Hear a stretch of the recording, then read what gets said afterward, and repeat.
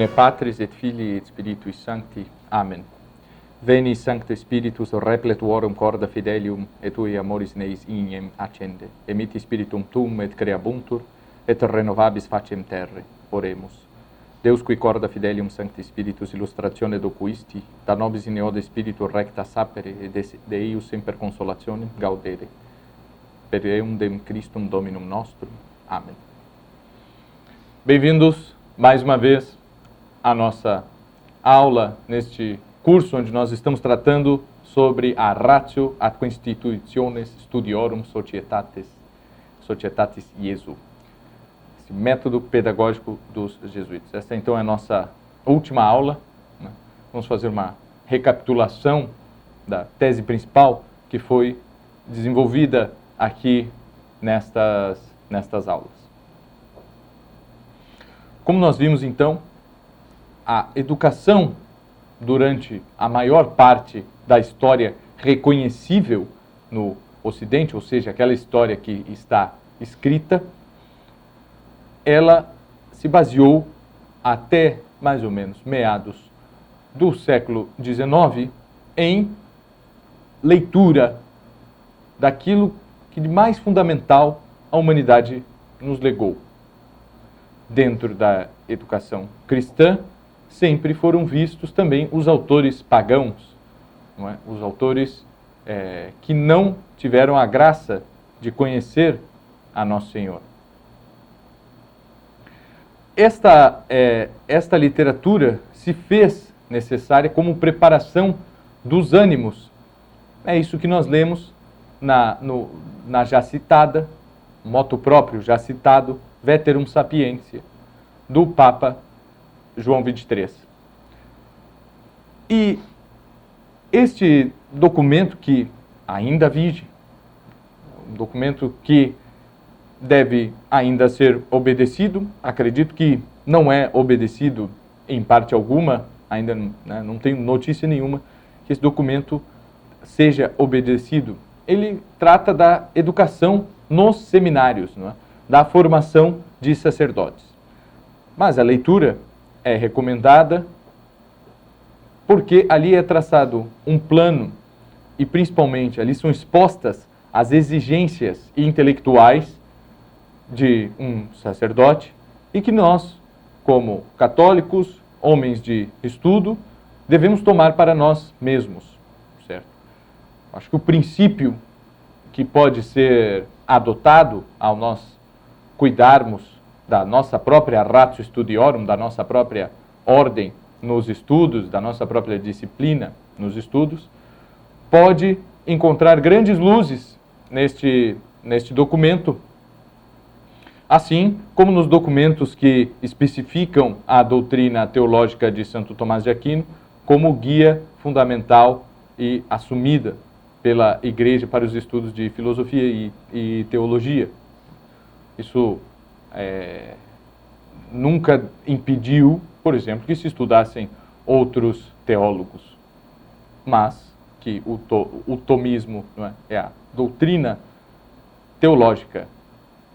Essa doutrina que eu falo em lato sensu, né? Doutrina, muitas vezes a gente entende, não, a doutrina é a doutrina da Igreja, e a doutrina de São Tomás é da Igreja. Qualquer teólogo que seja ortodoxo está falando da doutrina da Igreja. Não, eu uso doutrina como um ensinamento, né?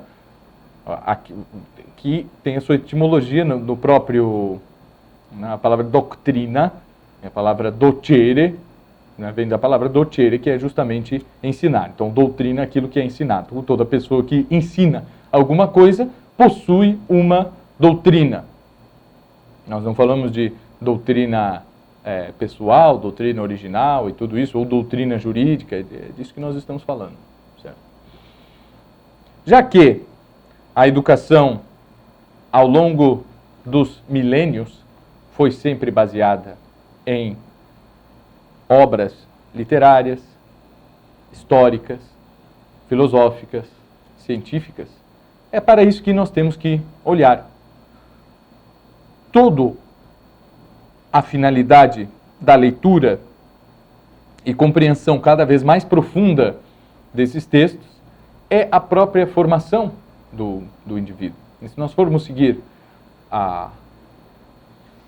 o método de leitura empregado por toda a Idade Média e hoje em dia mesmo empregado por bons críticos literários, nós vamos ver que a leitura ela possui alguns níveis fundamentais.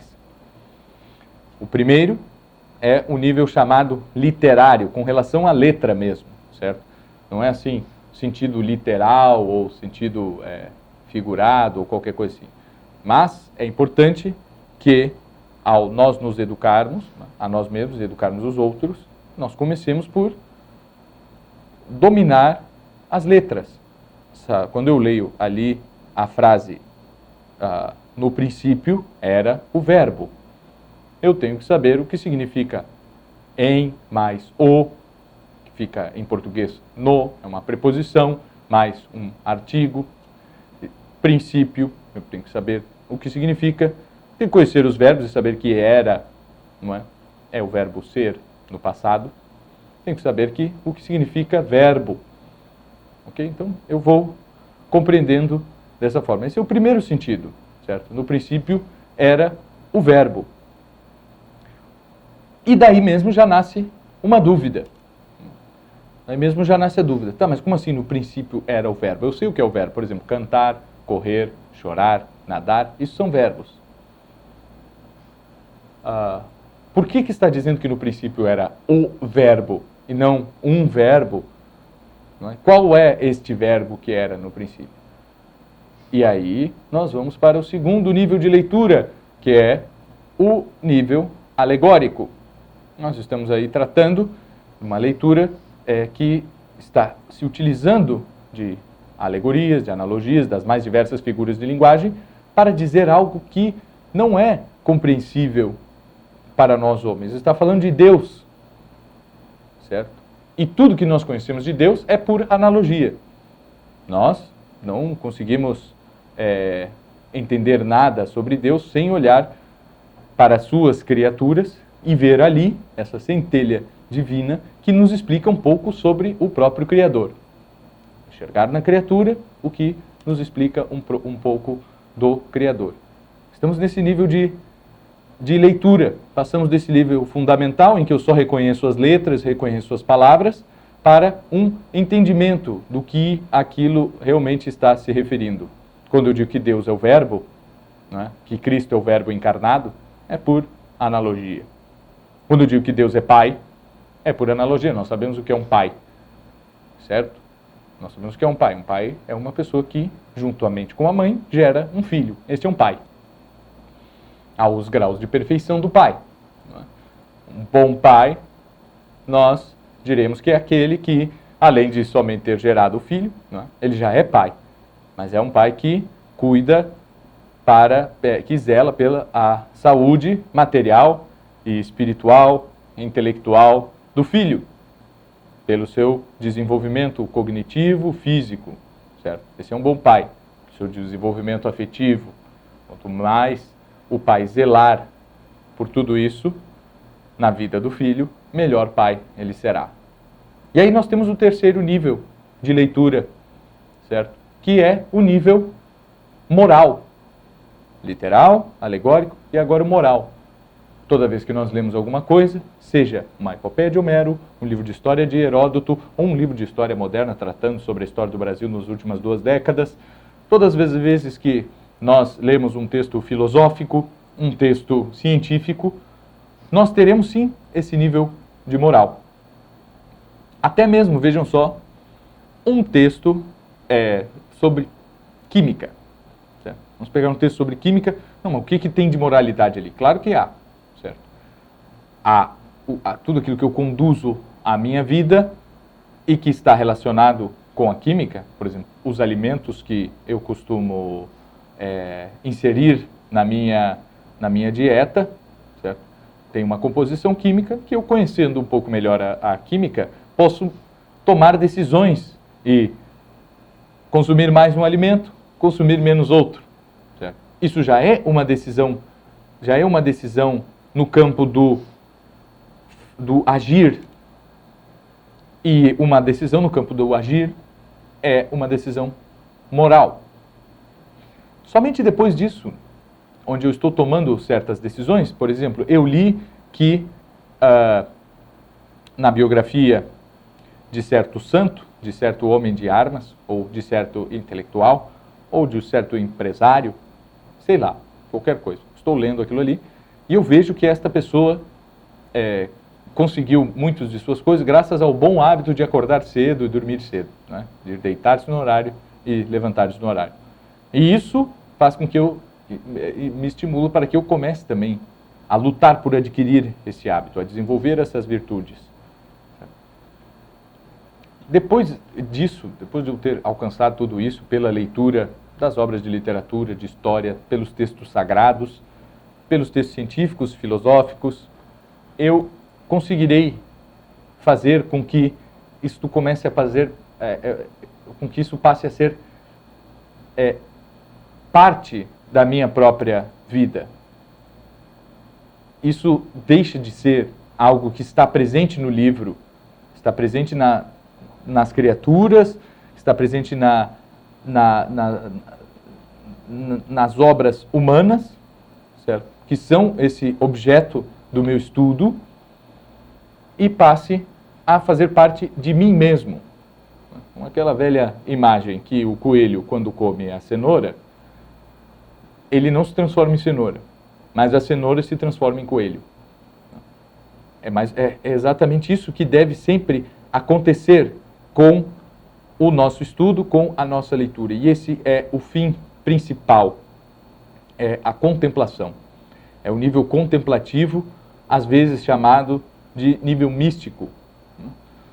Mas é a contemplação de todas essas realidades que eu tive acesso através do meu estudo e que agora passam a fazer parte da minha própria vida, e eu consigo, pela minha inteligência, olhar para isso tudo, né? Eu tenho consciência de como as coisas foram conduzidas até que eu chegue neste nível de educação. Isso demora tempo? Sim e não, porque esses níveis podem ser aplicados já imediatamente, não é? Na verdade, desde que nós somos crianças, nós estamos aprendendo as coisas e nos desenvolvendo intelectualmente, fisicamente, moralmente, espiritualmente, né?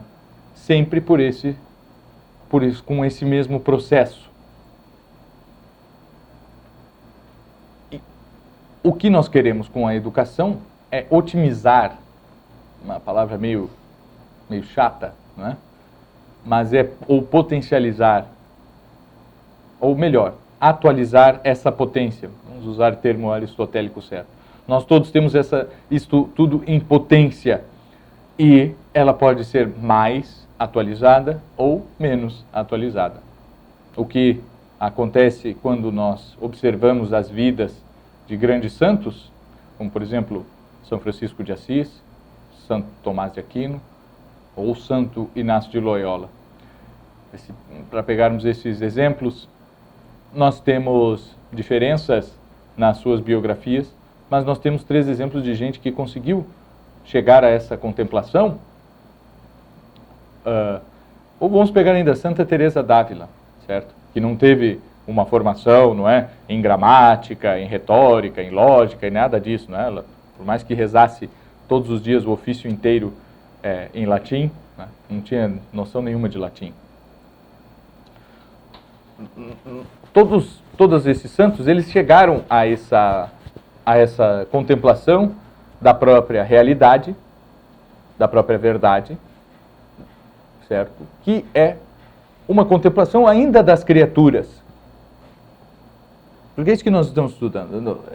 Nós estamos estudando a história dos homens, a vida das pessoas, nós estamos estudando como as demais criaturas de Deus, não é? Os mares, as montanhas, os pássaros, tudo isso se encaixa dentro da nossa própria educação. Certo? E como então dar esse salto para a contemplação do próprio Deus? É justamente porque, como eu disse no início, nós só conhecemos a Deus quando entendemos as suas criaturas, certo? Isso se dá de diferentes modos, de diferentes formas. E esse método de estudo não é necessário para que todo mundo chegue na contemplação de Deus e numa relação cada vez mais íntima com Deus. Nós vemos o caso, por exemplo, como já falamos, de Santa Teresa, não é? Não teve grandes educações, mas o quanto ela lutou para conhecer as coisas é a mesma luta que exige de um estudante que realmente vai percorrer uma ordem de estudos. Ela mesmo pôde utilizar daquelas suas leituras ditas vãs dos livros de cavalaria, não é? Como contraponto daquilo que ela deveria fazer e daquilo que ela não deveria fazer. Nós devemos agradecer, por exemplo, que Santa Teresa tenha lido tanto livros de cavalaria, porque fez com que ela tivesse uma prosa em língua castelhana excelente, um estilo maravilhoso e que possibilitou com que ela nos contasse a sua trajetória espiritual e pusesse pôr em doutrina escrita tudo aquilo que ela havia aprendido através da sua vida de oração. Então, isso é um caminho iniciático que todos devemos percorrer, não é? Todas essas artes liberais, esses estudos da Ratio Studiorum consistem num caminho iniciático que nós todos devemos percorrer. Não, de forma alguma. Isso pode acontecer hoje, certo? Pode acontecer hoje. O que eu tenho que fazer é começar. Eu vou estudar gramática? Sim, para cada vez mais melhorar a minha capacidade de compreensão de textos que são de fundamental importância. Eu vou estudar retórica, lógica também, justamente para isso, certo? Mas esse subir de um nível literal para um nível alegórico, moral e contemplativo é algo que eu devo fazer hoje, já, neste minuto, certo?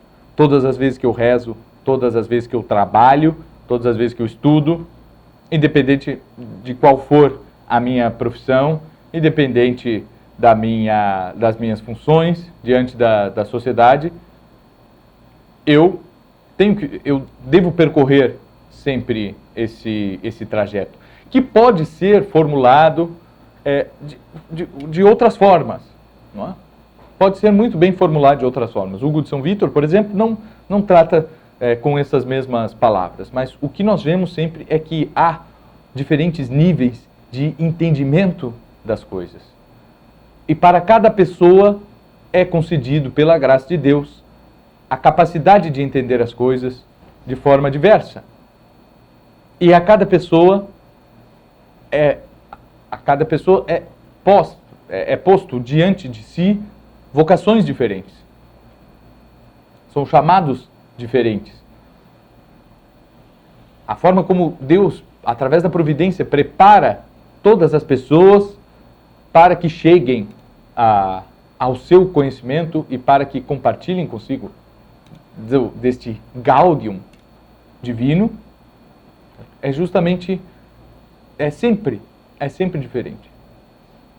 Agora, quais os critérios, então, para que nós possamos discernir qual é realmente o que eu devo fazer para buscar uma vida de estudos para mim mesmo, para os meus filhos e tudo isso? Há pessoas que realmente são chamadas a não estudar quase nada. Isso, na história da igreja, sempre foi visto. Há pessoas que se veem numa situação de estudo, mas que obviamente não têm o talento necessário. Nós podemos falar, por exemplo, de São João Maria Vianney. É sempre o exemplo dado, não é? Uma pessoa que não tinha grandes dotes e grandes talentos para a vida das letras, não é? Quase não foi ordenado pela sua incapacidade de aprender latim. Mas não era esse o caminho que Deus tinha para ele. E ele soube recompensar tudo isso com oração, com caridade e com outros meios, não é? Que só ele conhecia muito mais do que nós. Se nós temos, então, a função da educação como esta vida contemplativa, é algo que nós temos que buscar desde sempre. Desde sempre. Nós vamos ver antes de alfabetizarmos uma criança, certo? Quando nós estamos desenvolvendo as suas capacidades motoras, quando nós estamos, não é, com um desenho simples e depois ensinando as letras, tudo com muita calma, até quando nós estamos envolvidos em um estudo da mais avançada matemática ou física, né? A atitude será sempre a mesma. Que eu olhe para tudo isso como um reflexo um reflexo do próprio Deus nas suas próprias criaturas. E se eu estou entendendo isto, né, estou crescendo meu conhecimento de seja qual for a ciência, seja qual for a filosofia ou a arte, ou qualquer outra coisa, né, que isso seja instrumento para que, através desse conhecimento que eu estou tendo, eu possa conhecer cada vez mais a Deus. Esse princípio é bastante simples, não é? Nós podemos pegar, através de um pouco de exercício de imaginação, nós podemos enxergar o seguinte. Nós pegamos um postulado qualquer da geometria de Euclides, né? Uma das matérias estudadas no curso de Humanidades, mas também depois em Filosofia voltava um pouco na Ratio Studiorum, o estudo da geometria através do livro dos elementos de Euclides. Qualquer um daqueles postulados ali, né? Então, o primeiro postulado diz assim, o ponto é aquilo que não tem partes. E aí os comentadores vão dizer, é aquilo que não tem nem comprimento e nem largura. Isto é um ponto. Bom, mas isso parece não existir, né? Normalmente, o professor vai explicar isto para uma turma, não é? Então, professor, hoje é a nossa primeira aula de geometria e nós vamos falar do ponto. Isto aqui é um ponto. E põe no quadro, assim, não é? E aí ele disse, aí todo mundo, isto é um ponto, muito bem, está todo mundo acompanhando, todo mundo entendendo. E aí ele diz assim, o ponto, segundo Euclides, é aquilo que não tem comprimento e nem largura. Aí o aluno olha, mas esse aqui tem comprimento e tem largura. Então Euclides é burro, né? Euclides estava errado. Normalmente o professor, não, mas é assim porque se tu não considerar isso aí certo, ou uma reta é um conjunto de pontos. Mas como se uma coisa que não tem comprimento pode, somando-se a outras coisas que não têm comprimento, formar uma coisa com comprimento. Porém, não é assim que Euclides pensava. E a reflexão sobre todas as verdades da geometria euclidiana, ou seja lá qual outra geometria que possam querer, hoje em dia surgiram aí várias outras geometrias, né? Depois de Descartes foram surgindo outras geometrias, é que essas coisas existem e nós não podemos negar. Quando eu consigo falar e expressar as definições tão precisas quanto as da geometria, como por exemplo, eu posso falar o ponto central, ou o centro desta sala. É um lugar só, é um lugar específico. Porém, ele não tem comprimento e nem tem largura.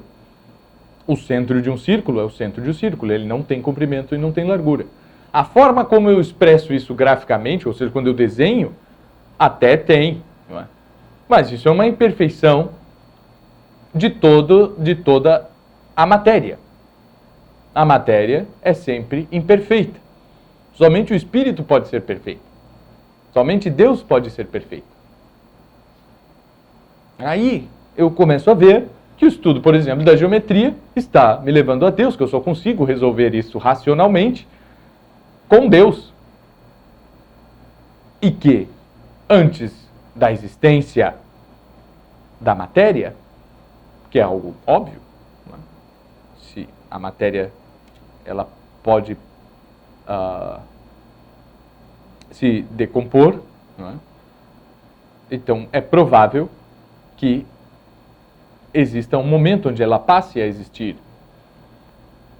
Mas e o que existia antes? O que existia antes era só as potências, que não estavam ainda atualizadas. O que só está atualizado desde sempre. Não dá nem para falar de sempre, porque Deus está fora do tempo, então eu não posso falar que Deus sempre existiu, porque sempre é uma questão de tempo, né? Vejam como é difícil falar de Deus. A gente usa, então, Deus sempre existiu, mas é por analogia, porque não tem outra palavra, certo? Para falar de Deus não há nenhuma palavra, não há nenhum exemplo. O que nós podemos usar são as criaturas, são as coisas aqui. E aí nós vamos dizer assim, aí Euclides segue e uma hora ele vai apresentar o teorema de Pitágoras, a soma do quadrado dos catetos é igual ao quadrado da hipotenusa, certo? Muito bem. Quando não existia o universo, a soma do quadrado dos catetos não era igual ao quadrado da hipotenusa? Sim, sempre foi. Um ponto era algo com largura e sem comprimento, sem largura? Sim, sempre foi. Tudo isso já existia em potência. Em potência. E aí nós lemos lá em Hesíodo, não é? Um autor pagão que fala da origem dos deuses. E ele diz assim, no princípio era o caos. Sim, e o que é o caos? Os filósofos já na Grécia disseram, bom, era o conjunto de todas as possibilidades. Já estava presente. Porque para que hoje exista essa câmera com a qual eu estou sendo filmado e pela qual e o vídeo pelo qual vocês podem agora me assistir, isso já tem que estar em algum lugar, em potência, mesmo antes de alguém ter tido a ideia de fazer uma câmera. Todas as possibilidades são eternas. E onde elas estão? Bom, elas não estão em nenhum lugar, certo? Em um lugar específico. Mas Deus já sabia, já está em Deus, que é possível fazer uma câmera, mesmo antes dela ter sido feita, mesmo antes de alguma de suas criaturas, chamadas homem, ter tido a ideia de olhar para e de inventar uma câmera.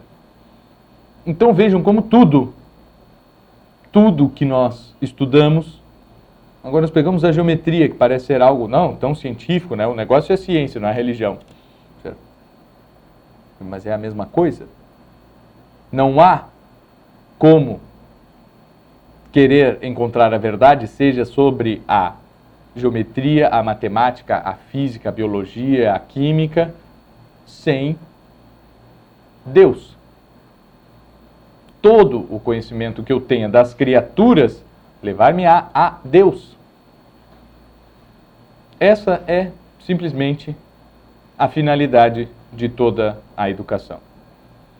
É isso que todos os escritores, todos os poetas, todos os cientistas, todos os filósofos, sempre, no fundo, buscaram. Quando Nosso Senhor diz, eu sou a verdade, ou eu sou o Logos, eu sou a razão, né? Porque en arche en ho Logos, né? No princípio era o verbo, em princípio era verbum. Em grego está Logos. São Jerônimo preferiu usar verbum do que ratio. Ele poderia ter usado ratio, poderia ter usado, né, se ele fosse um acadêmico moderno, em princípio era verbum atque ratio, eodem tempore, ao mesmo tempo, algo que significasse tanto razão, quanto palavra, quanto logos, não é? Tudo isso ao mesmo tempo. Essa então é a função da educação. E essa não é só a compreensão católica, certo? Mas é a compreensão da história inteira da cultura. Se nós não seguirmos este aspecto, nós estamos fazendo qualquer coisa menos educação. se nós não estamos ensinando as pessoas a ler, a escrever, a contar, visando este fim último que é Deus, se nós não estamos ensinando a pessoa a cada vez mais, desde quando uma mãe está ensinando o filho que não pode mexer na tomada, certo? E ela pode fazer isso com diferentes pedagogias, diferentes métodos, não é? Mas com certeza uma criança de 10 anos não adianta falar assim, olha, a eletricidade é muito perigosa porque, enfim, pode lhe causar um ataque cardíaco, pode o teu coração bater, essa tomada é 220, se ainda fosse até 40 volts não teria problema nenhum. Não, a mãe não faz isso. Né? Vai tentar, por analogia, explicar o perigo daquela tomada, certo? Um tapa na mão da criança que põe a mão na tomada é uma analogia, certo? Olha, isso doeu, não é? Para que tu saibas que mexer na tomada dói, certo? Um grito também é uma analogia. Não é? Eu vou interferir justamente nos afetos da criança e a entonação, né? Porque não adianta também falar, meu filhinho, a mamãe te ama, não mexe aí na tomada. A criança vai ficar bem... Olha como a mãe gosta que eu mexa na tomada. Ela está tão sorridente e faceira. Não é? Não é assim. Nós somos humanos e nós sabemos usar quase que instintivamente a entonação da nossa voz para explicarmos as coisas. Não é?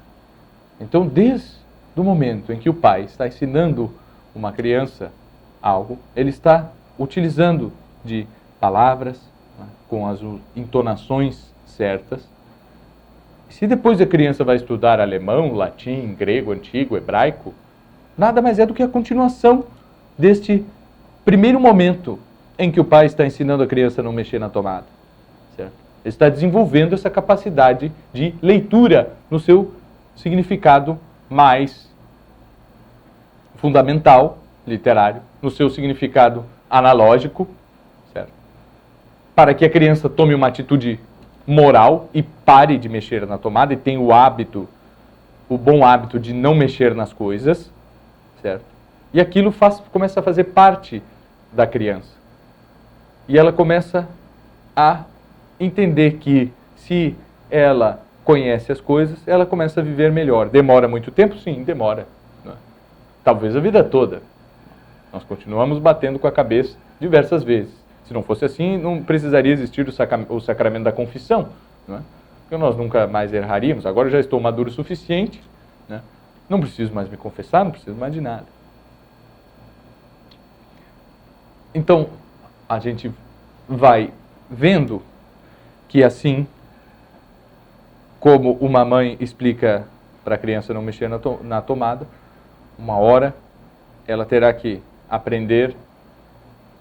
Não será o suficiente aqueles conhecimentos que a mãe lhe dá no dia a dia, em poucos minutos, e seguindo simplesmente o andar da carruagem, não é? Conforme meu filho vai crescendo e agindo, e a gente vai ensinando as coisas aos poucos. Para otimizar isso aí tudo, nós vamos precisar de um método, nós vamos precisar de uma ordem a fazer as coisas, nós vamos precisar de disciplina, horas específicas para dedicarmos-nos aos estudos, aos exercícios e tudo isso, certo? Porque senão nós poderemos passar a vida toda e não termos aproveitado a esse chamado que Deus nos fez, não é? Como nos fazendo animais racionais, nos dando uma alma imortal que faz com que não sejamos racionais. Nós não teremos aproveitado isso se nós simplesmente deixarmos nos levar pela maré. Esse talvez seja o princípio fundamental da educação, é que nós podemos olhar hoje em dia para o lado e ver que não é o princípio adotado pelas instituições com educação no nome. Nós temos, sim, e continua sendo importante, um curso técnico que ensine as pessoas a fazer qualquer outra coisa, né? A cuidar da energia, das ligações elétricas de uma casa, construir uma casa, cozinhar, a fazer pão, a fazer roupas e tudo isso.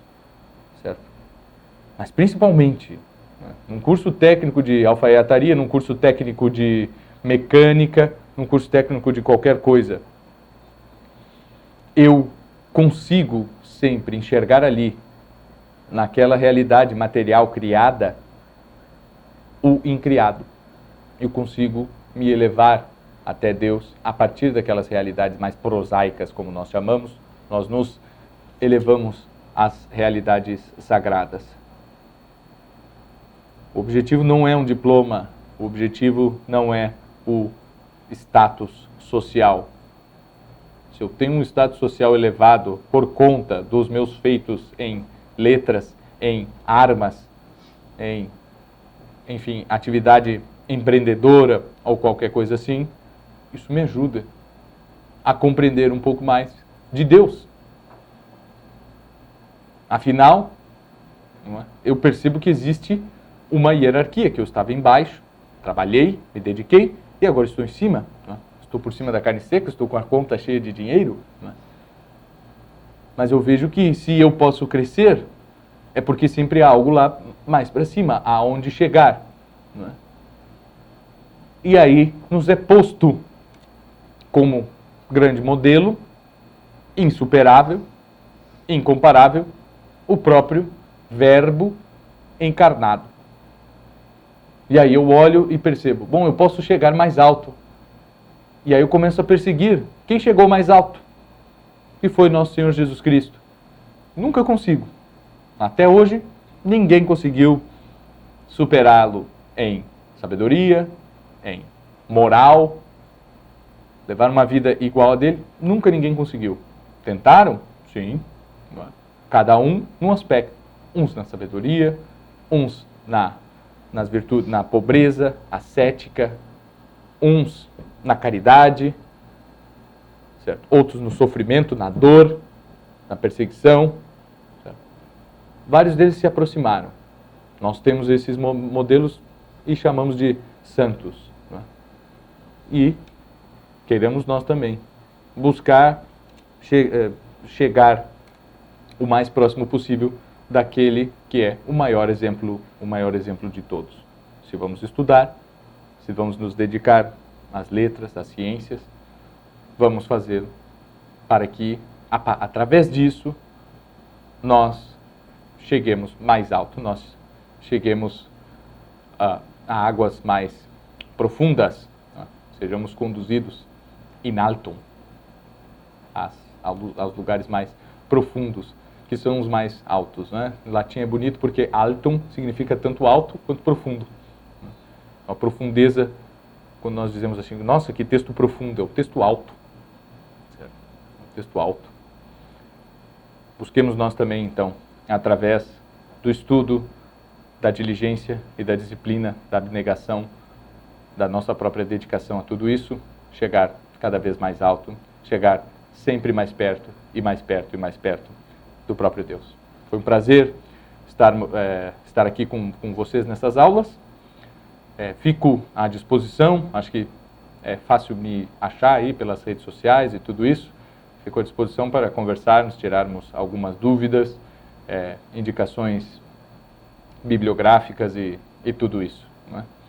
Nos vemos então no próximo curso. Muito obrigado a todos, muito obrigado principalmente ao Centro Dom Bosco pelo convite e a oportunidade. Até a próxima.